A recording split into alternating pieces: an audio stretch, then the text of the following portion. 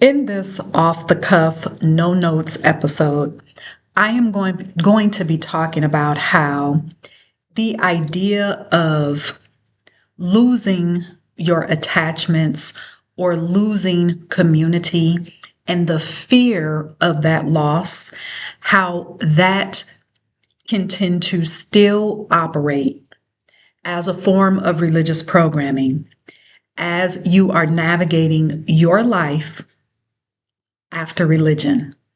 So, if you are new here, I am Tamara Tamu. Okay, I am a metaphysician. I am an alchemist. I love all things opulence and beauty. And I am also here as a guide to help Black women recover their identity, recover their authority and position as the original woman, all while navigating their lives after religion, and to live in complete freedom without fear, in full confidence, without explaining why you left the church and why you left religion. Okay, that is your business. So let's hop into today's episode. So, again, this is off the cuff. If you're new here, I normally have notes. But this is one of those times where I really just had to get this out, okay? One of the main challenges that I have found from Black women who may even still be in the construct of religion, they're still going to church, but yet at the same time, in their minds, they're saying, I don't feel any of this anymore. But at this point, you're just going through the motions. And also, this applies to Black women who have left religion. They're living their lives physically free of that construct. However, religious programming is still operating in their lives because it's still a part of their nervous system. This challenge applies to both of those groups of women. And the challenge is, since I have left this religious community, since I have left this construct, they have this fear of being alone, the fear of not having a community, and that fear of that detachment. And again, this all stems from your idea of being alone, okay? What you will find is that many of your friendships, many of your connections was based on religion. It was based on that religion, not necessarily because you liked being around those people or you liked that person or people. Many times, those friendships and those connections, the only thing keeping you in community with those people was that religion. And so now that the religion is gone from you, now that you have separated from that, you've noticed that you don't have those connections anymore, or those connections are not as strong as they were. One of the reasons why that is such a challenge is because religion has a way of making you feel like if you don't have any type of attachment, anytime you don't have any type of community, if you are not a part of something, then that says something negative about you. Religion has a way of doing that. That will show up particularly if you are a Black woman and you grew up in that religion. And if you're watching this 9 times out of 10, you just didn't find religion in your adulthood. 9 times out of 10, if you're watching this, you grew up in that. It was a part of your family. The religion is itself a generational curse, okay, that you adopted, that was handed to you. And again, if you grew up in it, you didn't have the opportunity to say, no, I don't want that. You just grew up in it. And eventually you realize, okay, this does not align with the truth of who I am. Does not align with my soul identity. So I'm leaving.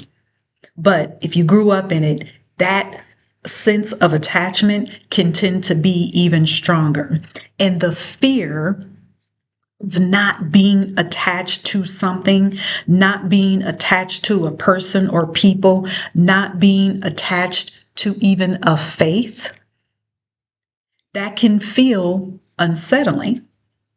And that is a natural progression when you go from operating from religious programming to operating in your spiritual freedom. That is a natural progression. So if you are feeling that right now, there's nothing wrong. That is a part of your spiritual freedom and you embracing your role, your authority as an alchemist, as a magician, because that is in your bloodline. That is how your Black ancient mothers lived. That is who they were. That's who they are. And that identity is in your DNA. Okay? So let's go back to the idea of having to attach yourself to something or some people or some group to validate who you are as a person. That's where that challenge, that's why you can feel such a challenge, because you were programmed to believe that you had to be attached to something in order for your existence to be validated, in order for your existence to mean something. Also, as a layer to this attachment programming, is that these attachments, these communities, who did you see often holding the communities together? Black women. Black women brought the people together. Black women coordinated the community, the actions, the whatever was happening, the events. Black women ran those things. And Black women were praised for doing that, as if that, running that, being in charge of that validated your womanhood or your humanness. So when you don't have that anymore, as you've left religion and you've started to operate in your own spiritual authority, that fear will come back up and say, okay, wait, you need to be attached to something. You need to go out and find a community. You need to go out and find a faith or even find a spiritual practice. That is the fear, because fear will call that attachment your obligation. And it is not. You are not obligated to be a part of anything. You're not even obligated to have a faith. You're not obligated to even have a spiritual practice. You're not obligated to be attached to anything, especially, we already know, a religion. It does not make you less powerful. It does not make you less of a human. And it most certainly does not make you any less of a woman, any less of a Black woman, any less of a melanated woman. You are autonomous. And part of that progression, when you start to understand who you are as the original woman, you will start to almost crave being by yourself. And let me say this, being by yourself does not equate to you being alone. I'm going to say that again. Being by yourself does not equate to you being alone. When you are in your being, you are in your essence. And the silence that comes from you being in your presence, being in your soul, being in your spirit, you start to realize not only are you not by yourself, but you carry the support and have the support of ancient wisdom that comes from your ancient ancestors that goes on and on and on and on. And you carry that wisdom. You are not alone. You are not by yourself. And that comes with a little bit of time to get to that point. It comes with a lot of nervous system upgrading work, a lot of breath work, a lot of resting in your being so that you can reactivate the ancient wisdom that is in your nervous system, that ancient wisdom that comes from your ancient Black mothers, the ancient wisdom that carries your identity. You will start to, it will be, your eyes will be so open, and you'll start to, again, crave that time with just you. And if you decide to attach yourself to any community, any type of new relationship that comes into your life, it will be in addition to what you already have in your connection, reconnection with your identity. It's not something that you are going to go out and look for. It will be something that you will attract, something that is so aligned for you, not something that you feel like you have to do, that you have an obligation to attach to.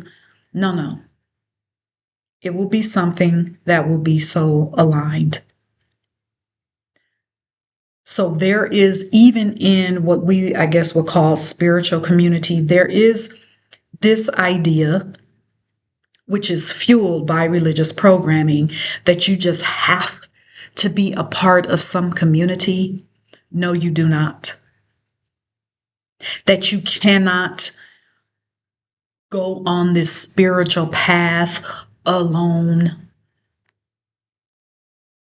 Yet, alone in the sense that I have just broken that down for you, yes, you can. And again, if you are guided to work with other people, to work with the healer, to work with the shaman, to be a part of a community where you are engaged in ritual with plant medicine, that will be something that will come to you naturally. It is not, again, it is not going to be something that you are going to feel an obligation for. It's going to feel aligned for you. So I hope that I have broken that down. Again, when I don't have notes, that is a risk. Okay. But I just wanted to give you that insight. Okay. If you're a Black woman, you're watching this and you're thinking, okay, what about my community? I don't have community. Yes, you do. Community is in your bloodline. Get in silence. Okay. Get away from those messages that are telling you that you have to be a part of something, that you're missing out somehow. No, you are not. Get reconnected with your army of ancient Black women that were in their authority, that all of civilization came to your ancient Black mothers for their wisdom, for their prowess, for their economic knowledge, their political knowledge, ecclesiastical knowledge, their spiritual knowledge, their metaphysical knowledge. They were sought after. That you carry a host in your DNA. You have been given this time. You have embraced this time to reconnect with that identity. And that can be done in silence. All right. So that's it for today's episode. Go to unleashedalchemy.com to stay connected. Get on my Unleashed Alchemy weekly email newsletter. That sounds so boring. I'm trying to think of another way to say that. But anyway, when you sign up today, you'll get a complimentary video series on how to recognize when it's not that one. It's complimentary series on moving from religion to alchemy. It's a 5-part mini series. All right, it's about an hour long total, but take time, give yourself 5 minutes a day to watch that. Okay. And then also when you sign up to be a part of the email list, I will be opening up a private monthly community where I will be going live in that community regularly, teaching you live webinars. We'll have live Q&As. There will be live rituals. There will be live meditations. You'll have access to some of my books that I have written on spirituality and reconnecting with your sensuality as a Black woman, reconnecting with you. I'll also be going into more in depth on, let me pull out the books, I should say, on this series. It's called Mami Wata, Unveiling Africa's Ancient Goddesses and Gods. Okay, this was written by Mama Zagbe, also known as Vivian Hunter Hindrews. She has since ascended, but she's got volume 1. You're looking at volume 2. She also wrote a book called The First Prophetesses of Mami Wata, the Sibyls. That's a thinner book, but there are some things that I need to share with you that need to be in a private space, quite frankly. So anyway, go to unleashedalchemy.com, get on the email list. There's so much more to come. Be sovereign, be magical, be you.